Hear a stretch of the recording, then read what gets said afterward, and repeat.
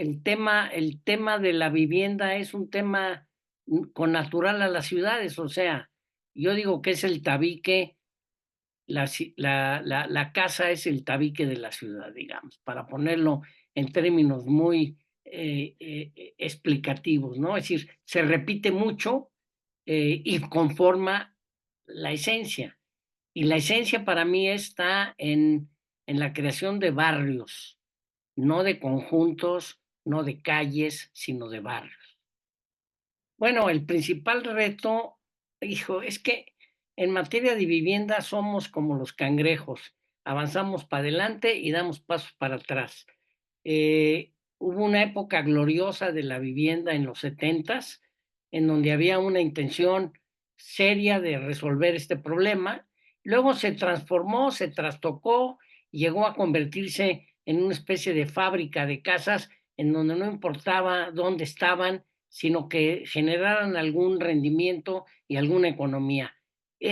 Digamos, nos hemos movido en esos dos extremos. En el Inter, la población ha crecido muchísimo, no tenemos reservas urbanas razonables en casi todas las ciudades, hemos menospreciado la cuestión de las megalópolis o las metrópolis o las áreas que están conurbadas, y entonces nos encontramos con un problema muy severo. Hacer vivienda dentro de la ciudad, cierto nivel de ciudad, de accesibilidad no se puede porque sale muy caro. Entonces, ha faltado una política de vivienda. Recientemente, el gobierno que va a entrar a la Ciudad de México va a crear una Secretaría de Vivienda. Es un viejo anhelo, ojalá se logre intentar por un nuevo camino, aprovechando la experiencia pasada.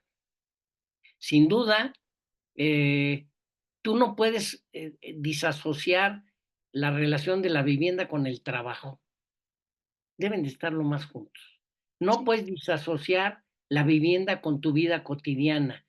Los, lo que tienes en las cercanías para satisfacer de una manera fácil esa vida cotidiana debe de estar cerca. Y a eso es a lo que hay que aspirar en la creación de un barrio. Es decir, que haya trabajo, que haya usos mixtos, que haya parques, que haya banquetas para caminar, para que la gente se conozca y socialice. Creo que es muy importante, y sobre todo después de la pandemia, que volteemos a ver a nuestros vecinos. Y Ujú. diría yo, ese es un principio que puede empezar a condicionar la nueva posibilidad de los nuevos barrios. No necesitan ser edificios muy altos ni tan altos, no necesitan ser edificios aislados, se trata de lograr, yo diría, una densidad media o un poquito alta, pero de perfil no muy alto en los edificios. Debiéramos de tratar de hacer unos barrios en donde el sol fuera para todos, así como la calle es para todos, el sol fuera para todos. A lo mejor hay que empezar a pensar en una política de suelo urbano y vivienda. A lo mejor hay que pensar en que necesitas tener reservas urbanas y revisar ciertas partes de la ciudad que están obsoletas. Yo las llamo a lo mejor zonas blandas porque no hay mucha vivienda, son otros usos que no se usan ahora, que ya están obsoletos y que ahí habría que intervenir de una manera más práctica, ¿no? Imaginemos que creamos un comando porque hay una emergencia y tenemos que ver el punto tal de tal ciudad.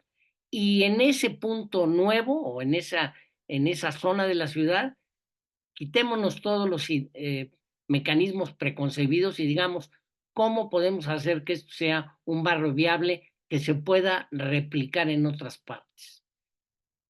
Una tabula rasa para empezar con nuevas zonas. Y desde luego, teniendo la experiencia de que hay que hacer una arquitectura suave, una ciudad suave, accesible, con ojos a la calle, para que sea autoprotegida. Digo, todas estas son ideas que han estado ya en el tiempo y que se pueden reconectar. Una cuestión vital que tenemos que tomar en cuenta es el agua, el nuevo paradigma del agua, cómo la vamos a utilizar, cómo la vamos a reutilizar, cómo vamos a aprender a usar el agua potable, porque pues ese es digamos, los dos temas fuertes de este siglo se pueden resumir en tierra y agua. Y para mí la ciudad y el campo tienen que volver a conectarse. Es decir, si Xochimilco fuera lo que fue hace 40 años y existieran los canales, estaremos hablando de otra ciudad. Bueno, eso, ¿por qué no podemos reintentarlo? Yo creo que ese es el gran tema. Y hay que dedicarle tiempo y un grupo de gente que no tengan que responder a las presiones del tiempo. A las presiones del tiempo, un grupo de técnicos capaces para resolver la vivienda económica. Pero no la ciudad es nada más vivienda económica, es mezclada. Y esa es la riqueza de los barrios. Pues yo diría que lo más terrible es hacer zonas exclusivas, accesos con policía y metralleta. Eso quiere decir que algo anda mal en la ciudad cuando tienes que recurrir a ese tipo de soluciones. Algo se ha descompuesto en el tejido social. Yo creo en lo personal, que la ciudad tiene que ser una página abierta, libre de tránsito y desde luego, me parece que también es muy importante entender que siempre será mejor tener, aunque sea un departamento chico y aunque sea en renta y que lo puedas ir adquiriendo en el tiempo, pero en una zona en donde puedas satisfacer tus necesidades.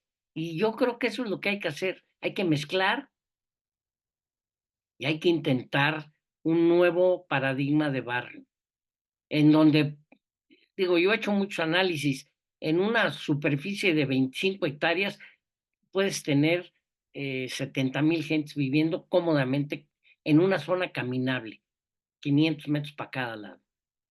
O sea, la ciudad de los 15 minutos es la ciudad de los 500 metros o es la ciudad en donde vemos, ¿no?, qué le falta a ciertas partes de la ciudad para lograr equilibrar, digamos, lo bueno que tienen otras partes de la ciudad.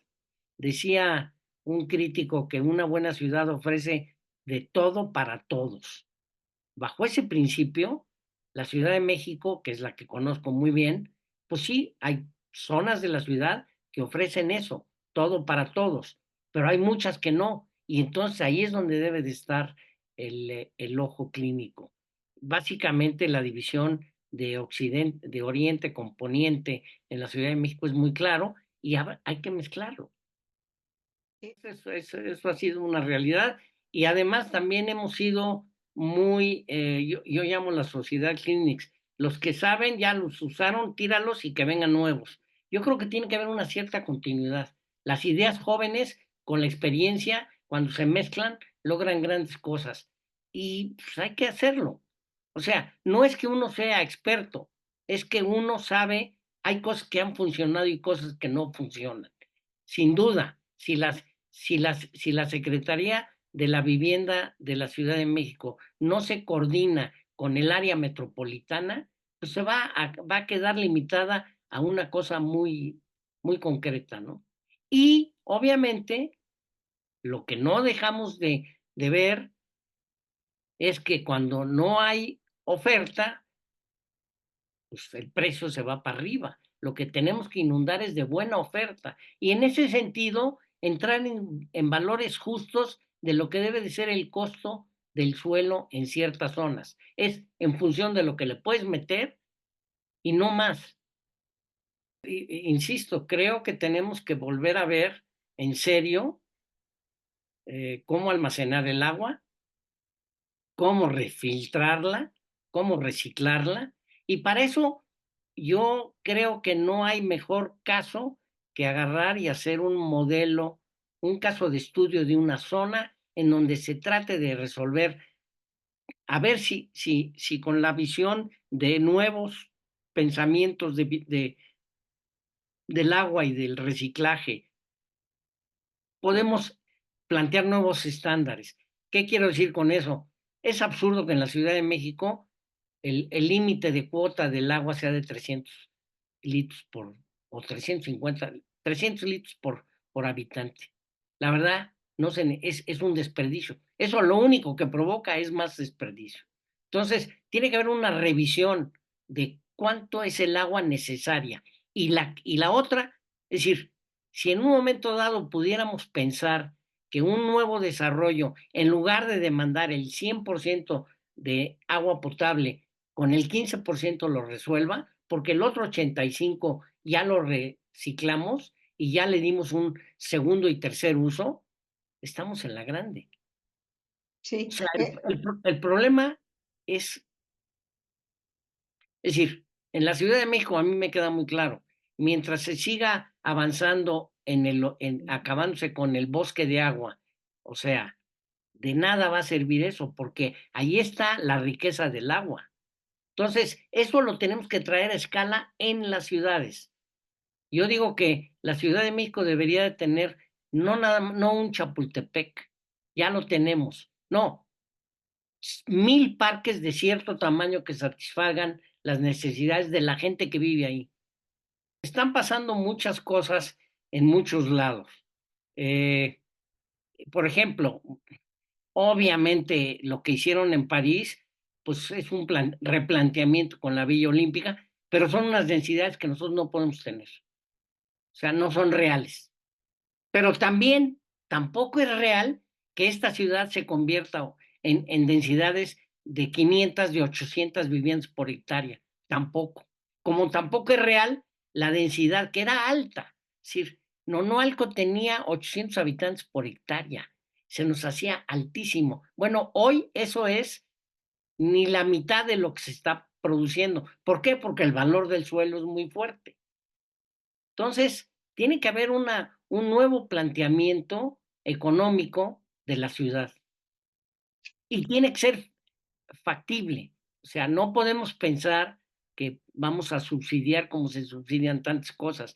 Tiene que haber una, un, un mecanismo que permita que haya lo que algunas personas comentan de el reciclaje de la vivienda, o sea, el filtro. Empieza con una chiquita, conforme cambia. Bueno, claro, ya hoy la población, pues ahora somos 3 gentes de promedio, ¿no? Más un perro y un gato o un perico. Entonces, es una nueva realidad y la vivienda se tiene que ajustar a eso.